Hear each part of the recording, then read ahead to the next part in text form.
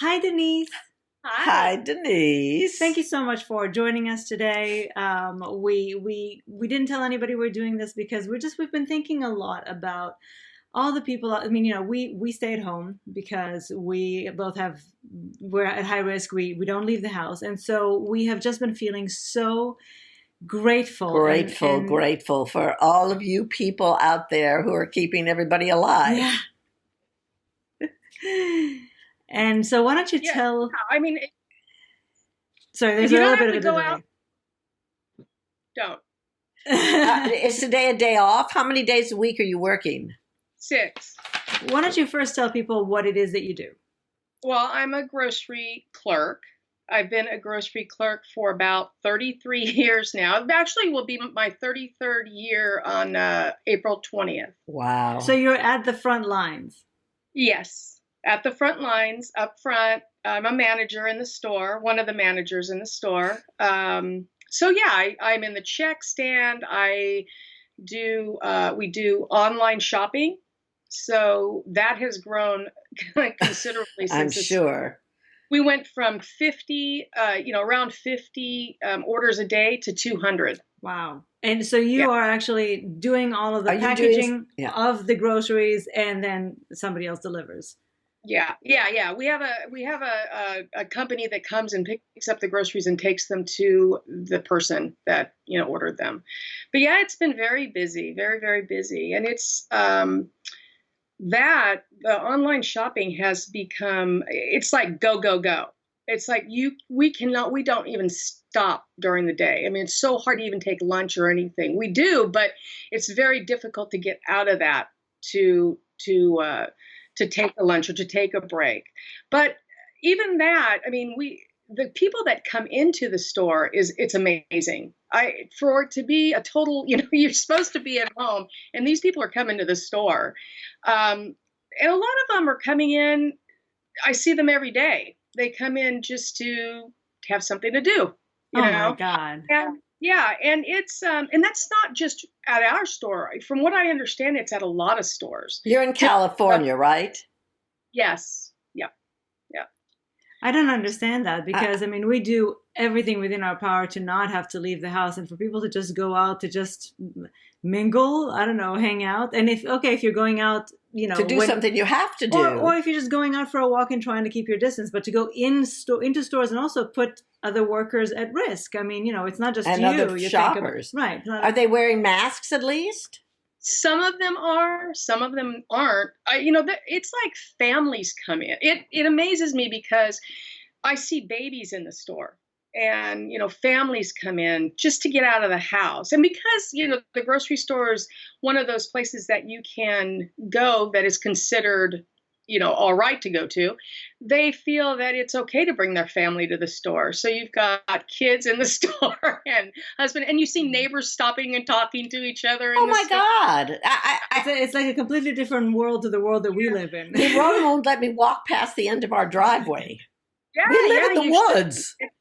See? I know.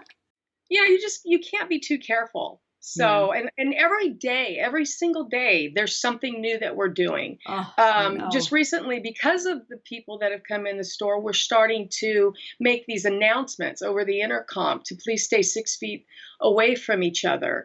I mean, it's amazing. I mean, and we take our temperatures before we go to work to make sure that we don't have a temperature. That's interesting. We take every day, and that's good. I mean, I don't mind doing that at all. Can you actually enforce that, by the way? Can you actually enforce, for example, don't, stay 6 feet away? If you see people gathering, like you say, neighbors stopping and talking, can you go and tell them you really shouldn't do this? Or are you really kind of, helpless about it? Well, yeah, that's a good question because we are and we're not. Now, usually, we would stay out of squabbles in the store, between customers or whatever. We wouldn't, interact too much with that. But lately, we've had customers get into little squabbles about getting too close to each other. And we had one gentleman come to us and actually, say, this guy got in my face Oh. because them to stay away from me. So we did go and talk to this guy, and it's too bad because these are adults. They should know, they should check themselves before they even enter the store and realize what's going on. But some people really fight this. Some people do it on purpose. I had a person. It's an act of defiance. It's like I had to do. It's not going to get me. I had to do a medical procedure, and I actually had to go to a clinic, and it was right before we left New York. And I was sitting there, and we all kept our distance, and we were all wearing masks. This was an at-risk population.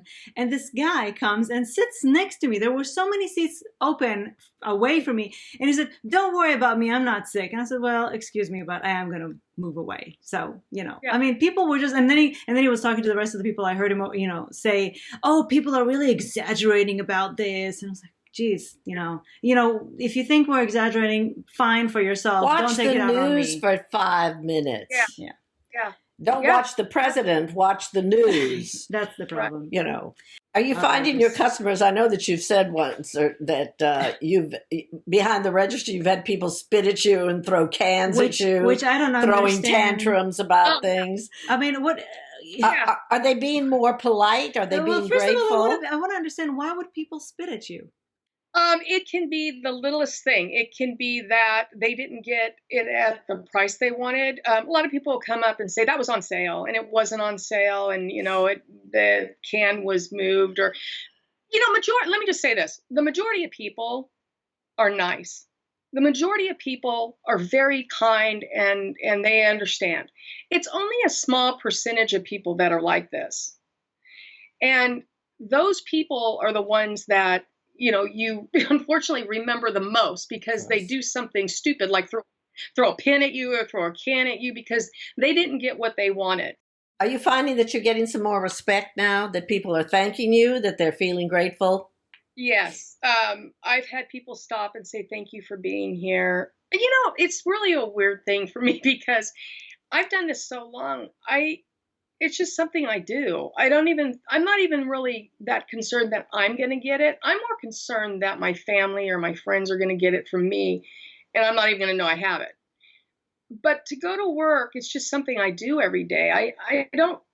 When people stop and do that, I just think it's so strange. But I understand it, because, we, are going to work and putting ourselves at risk, which I try not to think about.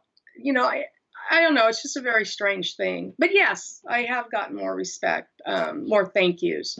Do you feel from colleagues that they feel like you, that they're just going to work? Or do other people feel, on one hand, that it's like a calling and that they're doing a service? Or on the other hand, that they're resenting the fact that they have to put themselves at risk at a time like this? Or maybe they're just happy to still be working and getting a salary. Paycheck. I haven't had any colleagues be resentful at all, because and that's another thing. I'm thankful that I'm able to go to work. So many people are not working and not getting paid. Yeah. So I'm very thankful for that. That is, that's one of the things that I'm in a position where I can go to work and, bring home a paycheck. Right. So yeah, I don't have anybody that's ever said that to me. Most of them are, very thankful that they're working. Mm-hmm. But I have had a few colleagues get upset when people get too close to them. Of course. And what I mean is that, like I said before, people congregate in this store. So, our aisles are wide, but not that wide. So, we have signs all over that say, 6 feet apart. We have things on the floor now that keep them away from, for example, the meat department, where we have meat behind the counter that they have to stay, they're supposed to stay behind this line. They don't, but.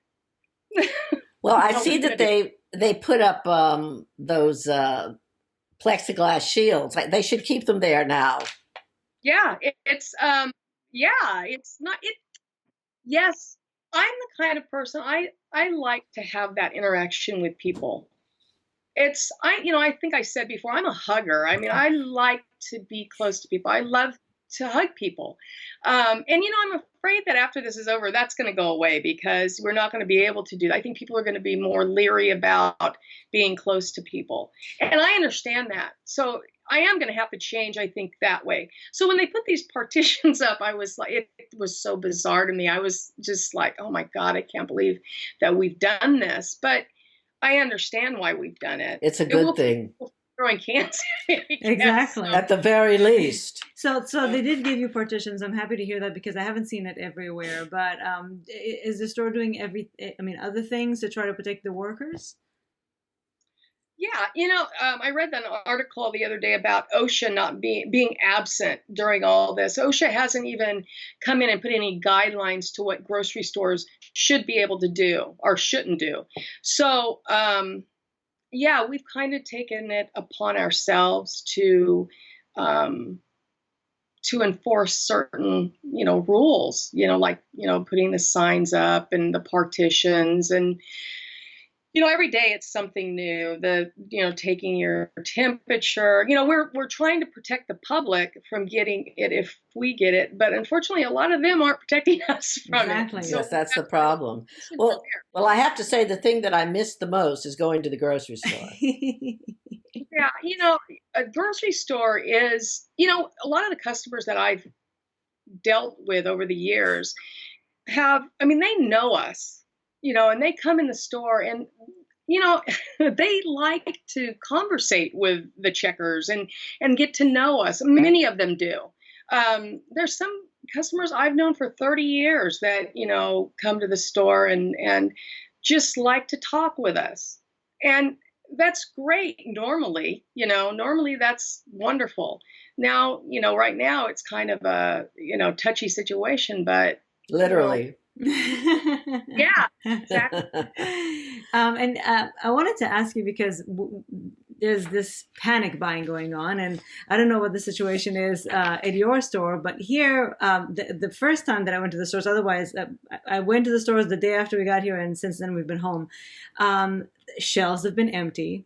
And I hear from everywhere else that shelves are empty, and and then it makes you panic, and then you feel, okay, well, I found this 2 packages of rice, I better buy them, because who knows when the next time. And so my question is, first, are we gonna run out of food and toilet paper? No, right now our shelves are empty because so many people came in, and the warehouse is trying to catch up now. But no, they're going to be there making that stuff. We are not going to run out of toilet paper. We're not going to run out of food. It's going to come to the store, and we're going to sell it. We're not. I didn't understand that. The toilet paper thing. I did it's not a mystery. Understand. It's a mystery.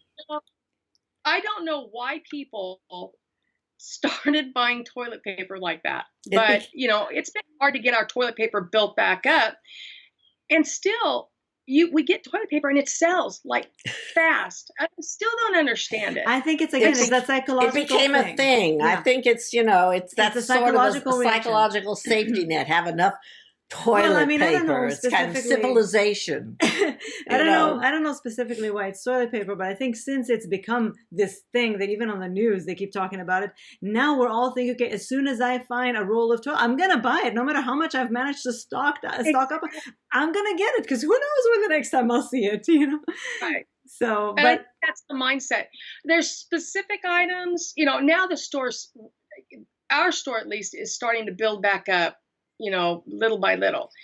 But man, one day, when this first started, I came to work and my supervisor was on one of the aisles, putting up stuff. And I said, God, this is spooky to me. It really is spooky. When you go down an aisle and you see there's nothing on that aisle, it's like out of a movie. It's like out of one of apocalyptic. Yeah.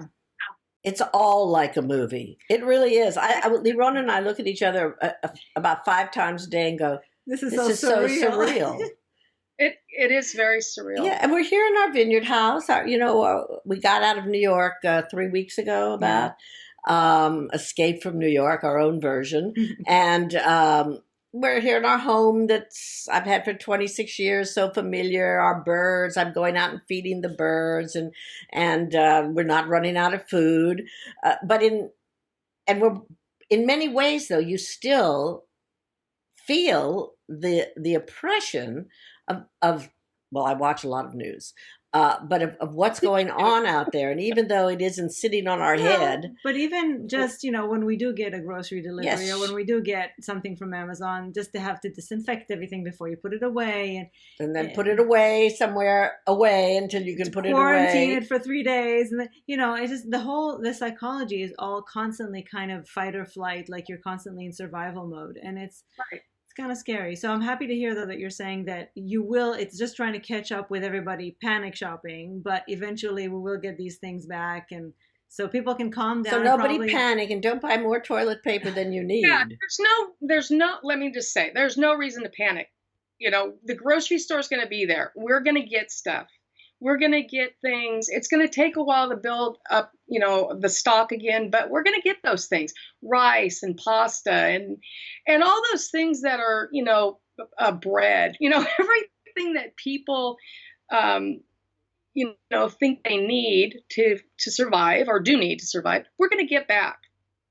We think about all of our friends in New York apartments that are tiny apartments, but they're walking. They're going out in the streets. Yeah, I know. But for me, to be able to be connected to nature is more grounding and kind of a reminder that the world, to many of these creatures that don't know from the coronavirus, the world just keeps going. And so that's nice. Yeah, and we have each other. Great place. Yeah. It's, I feel so bad for people who are alone.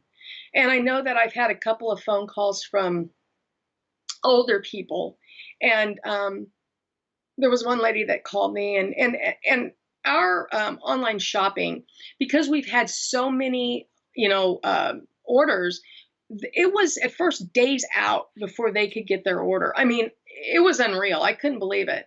So this one lady called, and she was asking me, I've never done this before. How do I do it? When can I get my groceries? And I said, well, right now it's like a week out. And she, started crying. Was just pretty much. Yeah. I mean, she was upset. Her daughter was sick. Her daughter was there with her. Her daughter was sick. So I went ahead and she didn't have that much. So I went ahead and made the list out for her. I went and got it. I took her payment over the phone, and then I took it to her because it was right down the street. You're great. I just felt so bad for her. I mean, and these people that are alone, it's just heart-wrenching, because I know, my mom, she was, elderly, and I can't imagine, my mom being here right now and not being able to see her because she's older, and her she wasn't alone in the end, but I mean, to be separated from your loved ones is just, and to have to, in order to protect unbearable. them, to be able to, Well, and I have a friend who isn't separated from her loved ones. She's just by herself. She's separated from her friends. And she said she did go out like Wednesday to get some food or something, but she says she's been inside 3 weeks, and she's so yearning for a face-to-face conversation with someone, just to have a human interaction that isn't over the phone. So we're going to introduce her to FaceTime. Not the same, but the closest that you can get. But I mean, one day when I woke up and I realized that I can't go out. Mimi can't go out, and the island is not very good about modern things, so nobody was delivering food. And I started crying. I said, okay, do we have enough food here to last us for a while? And then we discovered that the local, not one of the big chains, but the local small grocery store started delivering, and I started crying. I just started crying from the relief of knowing that somebody out there is going to be, helping us and taking care of us. And so, you might feel like you're just going to work like every other day, but to many of us, it's so huge, and we're so grateful, and that's why we wanted to talk to you. Yes, we just wanted to say you're a hometown hero. Yes. Thank you. And we really, really wanted, this is a good opportunity to ask you to tell people, what can all of us do to help protect people like you who are doing, service to all of us? Frontline workers. Yeah. What can we do to protect you? Well, I think, like I said, in the grocery store, I think, you should designate one person in your family, if you have to go out and do the grocery shopping. Go out, get the groceries, and come back. I know it's hard for people to stay. It's hard for me when I come home to stay inside. I'm not used to, just not. I think it's maybe psychological. Now that they told you can't go out. Exactly. And I know it's hard, but for right now, I mean, it's a short-term thing. It seems like it's forever, but it's a short-term thing. And then in the year, at the end of the year, hopefully we're going to look back on this and say, God, I'm glad it's over, but it wasn't that long of a period of time. So, that's the main thing, is just not bringing the whole family to the store, not congregating. Is it easier for you if people online shop, or if they send one person to buy the groceries? Either way, it really doesn't matter. We're there regardless of which way you do it. But just for God's sake, just come in and get your stuff and go. Get out. Yeah, Exactly. and wear a mask. Yeah, if you have a mask, I know that or a bandana or a people scarf can or make whatever. their own mask. Yeah. It's all over YouTube, all over. Or even if you just put a T-shirt, something to cover your face, it exponentially minimizes the chance of getting all your germs everywhere. Right. Yeah, Yeah. exactly. So I think it's actually pretty basic and not a lot to ask, I think. no, it's easy to do, and wash your hands. It is fascinating, though, to see. I mean, the first thing I did when this started was watch Contagion. Oh, And why? You are a lunatic. I just found it so fascinating. And, that movie was made, I don't remember, I think 2013. It's been a while. It was a good But movie. some of the things that they talk about, they even say social distancing. Really? They Really? say the word. Well, there have been pandemics before. Well, I'm glad this isn't that pandemic, but it did start in the same way. Thank Amazing. goodness we're not exactly like a movie. So but- besides watching Contagion when you come home, what do you do to unwind after a hard day at the grocery store?